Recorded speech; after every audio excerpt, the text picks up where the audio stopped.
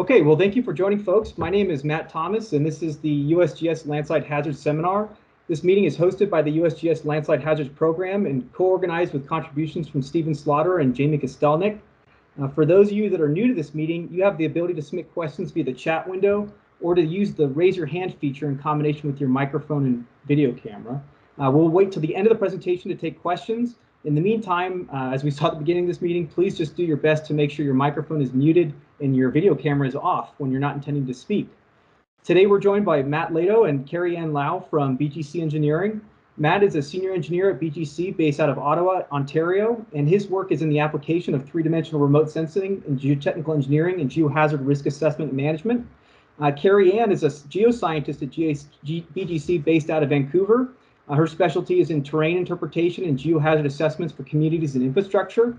And I'll just say that looking over today's slide, I'm really excited to see that they'll be bringing together perspectives in meteorology, flooding, debris flows, and post-fire erosion, all within the context of disaster response and all in one presentation. So Matt and Carrie Ann, I'll go ahead and turn it over to you. Yeah, thanks. Matt, you want to give a quick overview of kind of what we're going to talk about today? Yeah, thanks a lot, Matt, for hosting this. And we're pretty excited to be sharing this talk. Carrie Ann and I are going to split the slides here. And Carrie Ann will start and sort of talk through the weather conditions that led up to the November 2021 events in British Columbia, and then talk about the damage that resulted from that, the implications of the event on assets and infrastructure in the region, and then a little bit about BGC's participation in the response supporting clients. So the work that's going to be presented today is pretty fresh. A lot of it's still actually ongoing, and we're going to talk about it from different perspectives of geoscience, of engineering, and really working with a bunch of different tools and techniques to support highway operators, pipeline operators, communities, all that were affected in pretty serious ways from this event. So without belaboring the agenda too much more, I'll pass it back to Carrie Ann, who's going to jump right into the November 2021 event in British Columbia.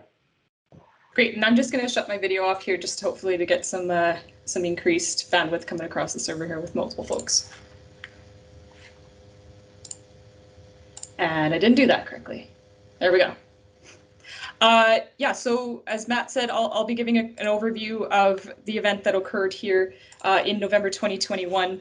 And really what we're talking about is a significant atmospheric river event that occurred from the beginning of November through mid-November. And this affected both southern British Columbia and northwest Washington. Really today we're going to be focusing on the events that occurred from approximately November 13th through the 15th. In this animation kind of showing the progression of a series of atmospheric rivers that have started in British Columbia sort of through the late fall and progressed. I think at this point we're up to now about 19 atmospheric rivers that have come across the province in this fall season, but really it's this most significant event that occurred here during this time frame. And apologies, I'm going to provide everything in metric units because I'm based in Canada, where I can, I'll try and provide imperial equivalents. So why this was a significant event for us. It was a long duration event. The total approximately was about 72 hours, with the majority of that occurring in about a 48-hour time period from the 13th through the 15th of November. And for those of you that live in the Pacific Coast, or maybe have heard jokes about Vancouver, we're used to seeing lots of water come through this area. But really it was the atmospheric river was aimed directly at a trending feature that we know locally as the Fraser Valley. It's a sort of east-west trending valley that funnels into our major mountainous regions. And that atmospheric river, you can kind of see the width of it from the rainfall totals, was very wide, and it also pushed significantly into the interior of British Columbia, which is more of an arid or semi-arid environment in some cases. And I've drawn the approximate rain shadow from the coastal mountains, and you can see that even intense and long duration events pushed through that normal rain shadow and into other watersheds. So even though in Vancouver we had high rainfalls, that wasn't abnormal for us. But what was abnormal is seeing as we progressed east into communities like Hope and Merritt and Princeton, we saw exceedance probabilities, and again, these are kind of preliminary estimates, that this event was somewhere between a 50 to 500 or more return period event, which is quite intense for that region of the world. So it was both these significant duration as well as even peak intensities, hourly intensities for this part of the world. So I'll just provide a very generic overview of some of the damages. We had widespread damages that occurred across the region here, but I'll kind of highlight a few specific examples of that. So just to orient you locally with the geography, again, I'm kind of presenting out of Vancouver here. We've got the Fraser Valley and then into communities of Hope and Chilliwack. So this is known as the Fraser River Valley. And then as we move out of Hope, we come up and over a pass called the Coquihalla. And for those folks that watch Discovery Channel, you might know that as the highway through hell through this area. It's our main transportation shipping corridor through Western Canada. And then up and over the rain shadow into the Coldwater River. And then as we jump over a valley, we're going to go into the Thompson River Canyon and a tributary of that called Nichols River. And then over to near our main skiing resort near Whistler, just north of there, we'll talk about a few debris flows that also occurred near Pemberton. So just to kind of orient you geographically about what we're talking about today. Hey, Carrie Ann, you want to throw your video back on? Yeah. Working okay now? Awesome. Okay, so we'll talk about we'll talk about Coldwater River as well as a tributary of that said river. So this is really the massive implications that we saw in the province was the Coldwater River, the Coquihalla Highway goes across the Coldwater River in a number of different locations. And that river experienced a significant flood event. We don't have perfect estimates yet, but it was somewhere on the order of 2 to 4 times the historic flood event that has occurred in this region. And what we saw was massive geomorphic change in that channel. In some cases, the river shifting hundreds of meters laterally, and a lot of these migrations occurred at bridge crossings. And so you can see the approach on this bridge was actually undermined and ultimately resulted in the collapse of 4 lanes of traffic. A tributary of that creek or of that river is Juliet Creek. And you can see on this example here, we actually had a shallow abutment failure that occurred on that one. And Juliet Creek is a little bit different here because we're talking perhaps about a post-wildfire debris flood that occurred on a creek that is normally subject to just flood flows. And I'll just provide some context for that comment. Again, kind of preliminary analysis that we're working through for this watershed. I'm showing the Coldwater River outlined in sort of teal colored here. And you can see the significant rainfall occurred over about 24 hours, upper parts of the watershed saw more than 140 millimeter precipitation. And then additionally, what we had in the same time frame is almost all the snow that had accumulated in this early fall season all melted away at the same time. And so all of that water volume contributed in the headwaters of the Coldwater River and translated downstream. And that resulted in a lot of sediment transport from either bank erosion or from tributary debris flows. But in the case of Juliet Creek, what we really saw here was the influence of a wildfire that occurred in 2021. And you can see the burn severity map just showing the lower portion of the watershed had burned about 30% total, but causing perhaps a significant issue in terms of sediment transport, which then caused some of the channel change downstream. And the reason why I'm postulating that here is because an adjacent headwater of the Coldwater River experienced nearly the same rainfall and snowmelt, but didn't have this year's wildfire, and we saw no significant geomorphic change at the outlet of that creek versus of Juliet Creek. And a similar effect was kind of observed all across the study area for the Coldwater River. So that's just one example. We had kind of this cascade this summer of both wildfires and then shortly thereafter coming into this flood season. So we'll jump now over to the Nichols River. So we've been working on this river for a number of months here prior to the flood. So as some folks on the call know, we had a really bad fire season this year after the heat dome. And one of the major fires that occurred was near Lytton, which is in the interior of British Columbia, a small town that burned down. And we saw post-wildfire debris flows beginning to occur within weeks of that fire becoming extinguished. And this is the headwaters of the Nichols River. Now, the total watershed was only about 30 or 40% burned, but some of these tributary streams in that case were actually burned 90 to 95% at moderate to high severity and experienced a series of debris flows leading up to this atmospheric river. And this is the Nichols River outlet at the Thompson River. And what I'm showing here is after the November floods occurred, or during that time period, we actually had a post-wildfire debris flood come through this creek and cause 5 to 10 meters of bank erosion that took out, there's 3 bridges here. The one I'm showing here is actually a community access bridge to the First Nations in this area. And that community saw their bridge fail within just a few hours of the rainfall beginning to occur in this watershed. And this kind of this cascade of events that we've seen is playing out across British Columbia. And really what we're seeing is these small communities that are dominantly First Nations are being hyper affected by some of these effects of both forest fires and atmospheric rivers and climate change driven events. And they're kind of disproportionately affected by what we're seeing. We'll just kind of highlight further south, kind of coming down into the Coquihalla River here. Just a few more examples of how communities were affected. The Coquihalla River saw a significant channel shift in different places, but most strikingly at a place called Fish Camp, which is a community just outside of Hope. And this is a trailer park, as well as some permanent campground facilities that are within there. And in this case, the river laterally shifted about 200 meters north and eroded almost this entire embankment upon which this community sits.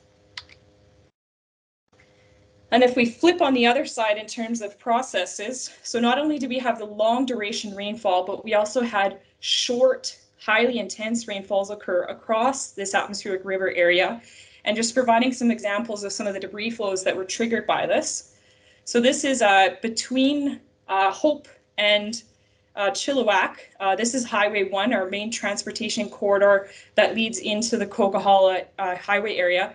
And you can see this debris flow that deposited on the highway is taller than those tractor trailers are. So about 5 meters of debris is deposited on 4 lanes of highway. And the main contribution here is actually from fan erosion. So this canyon that's been carved across the right-of-way here is about 5 or 6 meters deep, resultant from kind of this highly intense debris flow triggering events, but also with the long duration, it promoted a lot of sediment transport. And so the effect here we really saw was trapped vehicles as well as a totally incapacitated transport network across BC. And then just a couple more flavors in terms of the hazards that occurred. One of the other factors that we had to take into account with some of our assessments was the presence of logging roads in some of these watersheds. And this is an example near Pemberton up what we call the Duffy Lake Road, which is north of Whistler. And you can see this older logging road has actually triggered a debris slide, which is translated into debris flow and come across the highway. And just an example, slightly different example, but other types of debris flows that we saw triggered also affected some of the other transportation corridors. And as Matt mentioned, one of the critical issues that we have in British Columbia is not just that we have a lot of transportation corridors, but all of our infrastructure is typically smashed into 1 or 2 or 3 corridors. And in this case, the Coquihalla Highway actually parallels a series of oil and gas pipelines that transport most of the natural gas as well as crude oil into the Lower Mainland and then out to the shipping ports. And so if an event like this occurs, it not only affects our transportation, but all of our critical infrastructure that's associated with that. Pass it to Matt. Okay, thanks, Carrie-Ann. So yeah, I'll just spend a few minutes talking broadly about some of the implications. This is a good photo that shows some of it just north of Hope along the Coquihalla Highway. But there were three main aspects that we'll highlight today, and just starting with the video, and we'll see if it plays, and if it's choppy, just let us know, and we'll turn our videos off and see if we can improve it. This is a drone video that was taken by a BGCer that was part of the rescue operation for people stranded on the highway. And this is one of the sites just north of Hope, or just near Hope, sorry. And you can kind of see a really interesting source zone and then the run out down across the highway. And just as the drone flies with the birds underneath it, you can see the deposit on the road. And this event did wash cars off the highway into the water that you can see ponded there. You can also see some heavy equipment at the road level operating to dig this out for scale here. So pretty large scale event that completely incapacitated the highway, trapped motorists, and took cars off the highway as well. You can skip to the next one, Carrie Ann. So when we talk about people that were impacted, there were fatalities due to landslide events. There was mass numbers of 15,000 evacuated from flood areas, and evacuated for quite some time too. I think there are still some minor pockets that are still evacuated right now. The impact that this had on people, both directly after the event and for time, a significant amount of time afterwards, was really quite devastating. You can see on the left there people combing through the wreckage for just the scale of some of these events that we're seeing.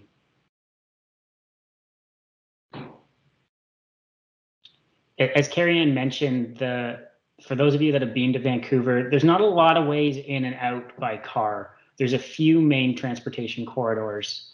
Highway 1, Highway 5, which is the Coquihalla, Highway 3, and then some much longer routes that you don't want to have to take. And what we see here is just sort of a crude diagram of all the major highways coming out and into Vancouver that were all taken out by this event.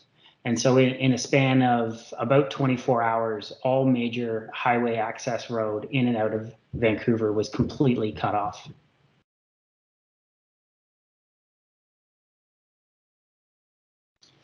And then the last part that we'll touch on, and clients that we worked with as well in this, was the energy implications of this. So Carrie Ann mentioned there's a few pipelines that run through the Coquihalla corridor that were incapacitated due to this event, and that resulted in gas rationing in Vancouver that was in effect for about a month. And so there were temporary fuel restrictions on the limits of gasoline allowed at the pump. So as you can see, pretty widespread impacts to people, to assets, and to infrastructure. Okay, so we'll talk a little bit about some of the response, the emergency response and the recovery efforts. And this will be from BGC's perspective across supporting multiple clients at this time. And you just have Carrie Ann and me talking here today. But if you want to go to the next slide, Carrie Ann, as you could imagine, this really wasn't a two-person effort. There is a significant number at BGC alone that contributed to the work that Carrie Ann presented and that I'll present.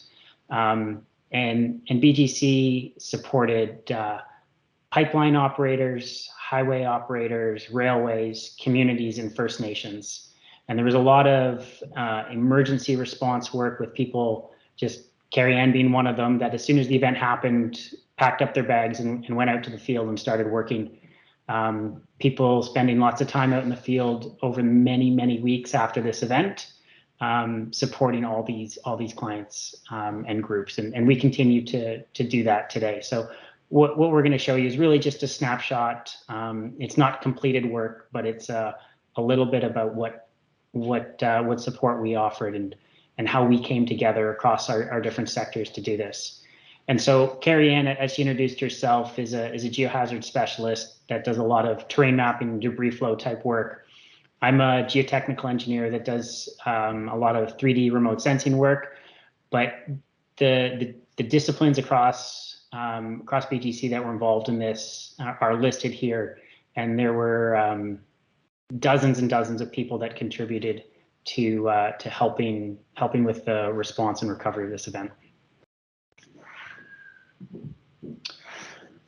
So when the event happened, the first thing that happened was our field teams, people going out in helicopters to try to assess the situations, engineers, geoscientists, they sort of grab their field bags, and at BGC, your field bag has your GPS in it, has iPads, iPhones, UAVs. We have a software that we run internally called Cambio that contains all sorts of asset information and geohazard information and geospatial data.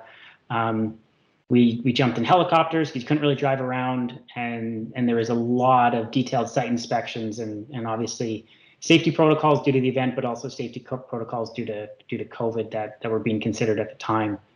And those field teams were supported by large numbers of office teams with people procuring data from airborne LiDAR, which we'll talk a little bit about, satellite data, historical data from ortho photos, historical LiDAR data were available, as well as rainfall data, looking at the gauge data, looking at whatever instrumentation we had for our sites, and then focusing on really client communication, site coordination, and again on the safety. And so in particular in that Coquihalla corridor, you had highways and pipelines, and site access was extremely tricky. So there was a lot of coordination between the different asset owners because there's a limited number of resources, helicopters, and people that were out there doing this type of work. And the coordinated effort to get people moving along the highway, to open things up, to allow construction equipment to get through and support operations across all the different owners was really quite exhaustive, and a big reason, or a big part of the success of how some of the recovery was able to happen very efficiently. So one of the techniques that we used is something called Oblique aerial photogrammetry, and this is really just the ability to have a GPS enabled camera, and in our case we used a lot of iPads, and then to fly by a site in a helicopter and just be taking photos out the window. And so our geoscientists and engineers that are equipped with this type of gear were out in the field taking lots of photos during the day, and then they would come back at the end of the day, upload them to one of our cloud servers, and then folks would grab them in the mornings and turn them into 3D models. And so in essentially day turnaround times from field day to next day, we were creating 3D models of these sites. And as Carrie Ann mentioned, it wasn't just one atmospheric river event, there were multiple. So there were sites that were exposed or damaged on the first event that continued to deteriorate with the subsequent events. And so what we're able to do is use these models to track sites through time, build kind of low-ish accuracy models of the sites to measure change, measure where assets were located with respect to the new riverbank that might have migrated 100 or more meters. And so we're able to use these 3D models that we were generating without having to have any ground control, comparing them against older LiDAR data, and really helping make sort of quick and informed decisions about how the morphology was changing on really, really short order.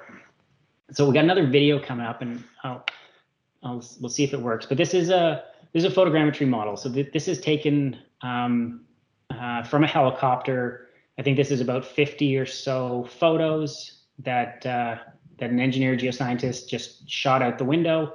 Again, no ground control, probably about sort of 5 or 10 minutes of flight time around, and we're able to get a pretty decent resolution 3D model of the site. And so you can see here that there's a road that actually goes under that bridge that's completely washed out, and then a bridge that's failed as well.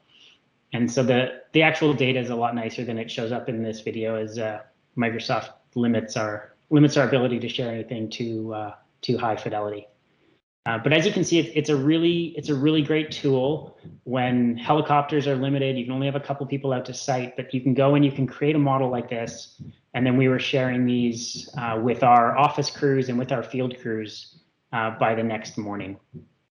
So a pretty powerful tool to aid in that communication of events and as what's happening in the field.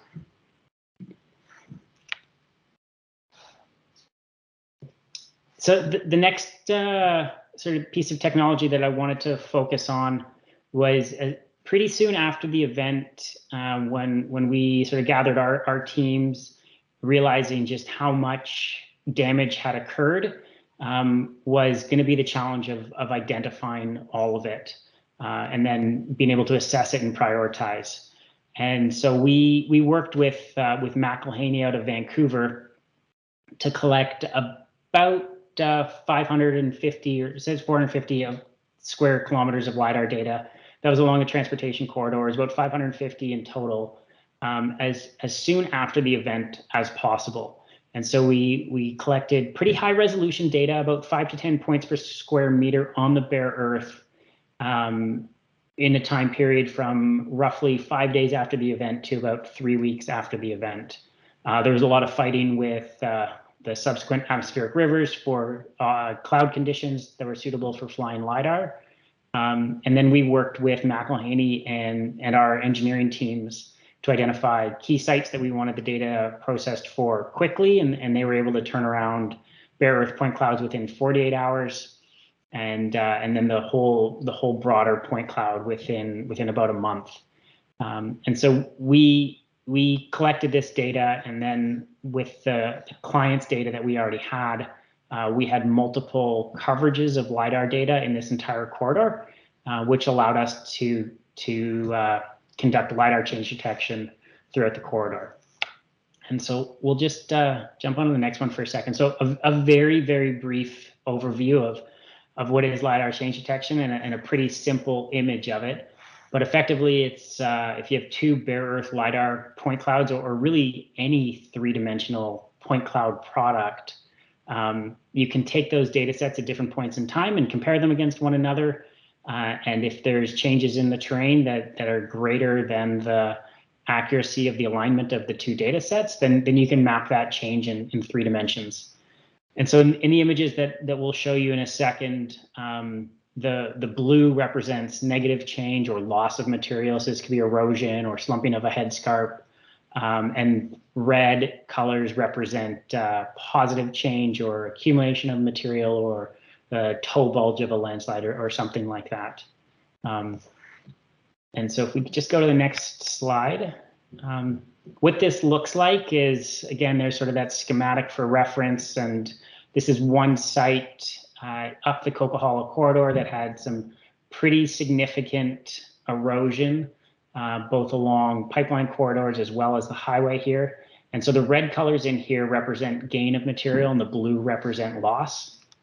And so essentially what we're seeing on the right is a massive amount of scour through about 3 lanes of that highway, totally changing the course of the river, and then wrapping around and going back underneath the bridge.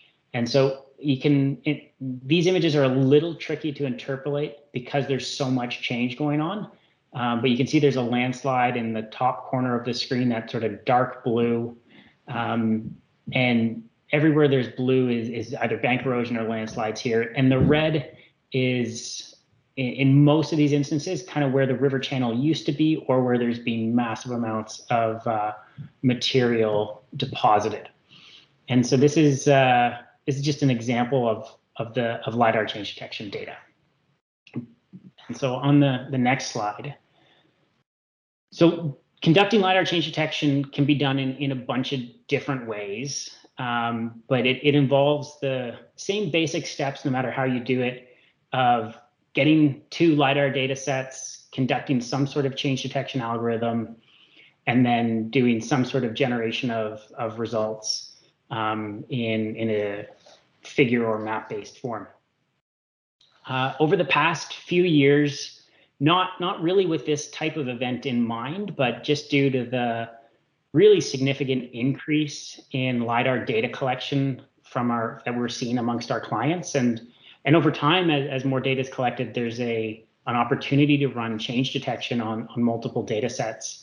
And so over the past few years, really that past 2 years, the focus, one of the focus of my work at BGC and a pretty big group of computer scientists and engineers has been on how to process this data really as fast as possible. And so we've been developing methods to digitally report the data through Cambio, through a digital web map where the data is completely interactive, but also focus on how do we process just massive amounts of data really, really quickly. And so we've been working on, it's a similar method that's applied in Cloud Compare. It's the M3C2 algorithm, which is a point cloud-based surface normal change detection. But taking that out of Cloud Compare, which is executes on a CPU, and writing custom code to do it on a GPU, and then also being able to run, instead of one section of data at a time, running 100 sections of data at a time, because by having sections of data, we're able to increase the alignment between them, which allows us to see smaller amounts of change. But it takes longer to sort of chunk up the data and run those comparisons. So our focus has been on how to do that as fast as possible. And what we have an application for a patent that's been filed right there. It's under review in the US right now. But what that allowed us to do with an event like this is by collecting, or by having all of the pre-failure, pre-event data available to us. When the post-event data came in, we had our systems ready and set up to run, so that from receipt of the post-event LiDAR data, we were able to report LiDAR change detection results and deliver them digitally to both our teams, but also our clients' teams within about 24 hours. And so we would get data sets of sort of 50 to 100 square kilometers at a time. And then we'd be able to turn those around and turn them into information that people could use really quickly. And that type of sort of speed and agility to process this type of data really helped us do what we have on the screen now. So here's an example of a section of LiDAR data along the Coquihalla corridor. You can see the highway in the view there, and the Coldwater River to the right. And this is July 15th, 2021. So this is really recent data. This is just sort of 7 months ago. And if we go to the next slide, what we're going to see is the November 22nd data. So this is collected 5 days after that first main event. And if you go back, Carrie Ann, and then just forward again, you'll see the significant lateral movement of that river. And then you'll also see some landslides occurring sort of elsewhere in the model. And so with these two data sets, if we go to the next one, this is the change that occurred. And so you can, that red in this image really does represent the old river channel. And the blue represents the erosion that's occurred. And so when we look at data like this, and I think you can go to the next one now, Carrie Ann. Because we have all the data organized, we're able to do things like measure the amount of erosion that's occurred. And so there's a profile down there on the bottom left. And that green profile is the LiDAR data from, I guess, July 15th, 2021. And the brown data is the November 22nd data. And so that's showing about 60 or so meters of lateral erosion and of that bank of the river moving to the west in this case, completely impacting that highway right away as well as pipeline right aways in that area. And so what this type of tool does is it really puts the temporal aspect of the LiDAR data and the LiDAR change detection directly in the hands of folks that need to be assessing these sites and making those decisions. incredibly quickly, and also be used as a communication tool for people that maybe aren't geoscientists or engineers. When you pull up something like this and then cut a section and can show, like here, and in our view of Cambio, we would have the assets located. So we would have the pipeline center line, and we'd have historical photos of what this site used to look like, and have the ability to pull that up is a really powerful tool to just help make decisions efficiently when time is of the essence. And so if we just go to the next slide,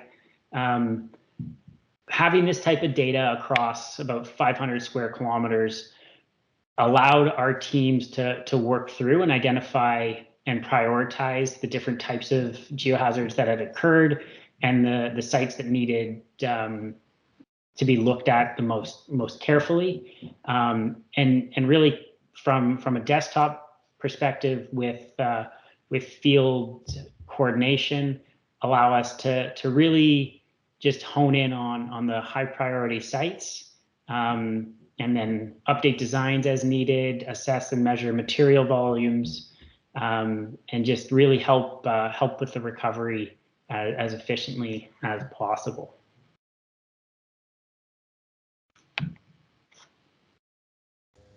So Carrie Ann, do you want to last few slides here? Yeah. So really kind of we want to end on these couple kind of notes here. Some comments about the atmospheric rivers. So again, kind of repeating that atmospheric rivers, they're not uncommon in British Columbia, but what we're beginning to see, and especially with this year, is the cumulative effects of climate change. 2021 saw a historic heat dome. We saw a nearly record fire season, and then we had atmospheric rivers begin to parade through the province, and then significant flood events that occurred. And so while we can't definitively say, well, this one singular atmospheric river is the effect of climate change, we look at 2021 holistically and begin to see this cumulative effects that we will become more and more severe with time. And just on a note here that even with this kind of early research that was published a few years ago, just showing the frequency of atmospheric rivers are going to increase, but as well as their cumulative intensity is going to increase in time. And so as we begin to work on recovery, one of the things that we're accounting for is the changing climate that is occurring in our area. And so we just kind of want to conclude with this slide here. So again, kind of highlighting, this was a significant atmospheric river event that occurred in BC. It saw region-wide devastating effects. The most significant damage that we saw was really from bank erosion due to flooding. Debris flows, while I did mention them, they're not as severely impactful. They did cause most of the fatalities, but in terms of economic and community damage, it was really significant bank erosion. And so we're on track. We don't exactly know how much this is going to cost, but our current estimate is probably this is about a $7.5 billion damage to our economic lifelines, either from highway damage or from communities. Most places that were affected by the floods didn't have insurance, and so our insurance write-offs, I think at the current estimate, is less than $1 billion, but most properties won't be able to be compensated by insurance because they were in flood areas. And so with that, we'll just kind of thank you. Thanks for letting us Canadians come and talk about a pretty significant event for us, but we're happy to take any questions as they come up.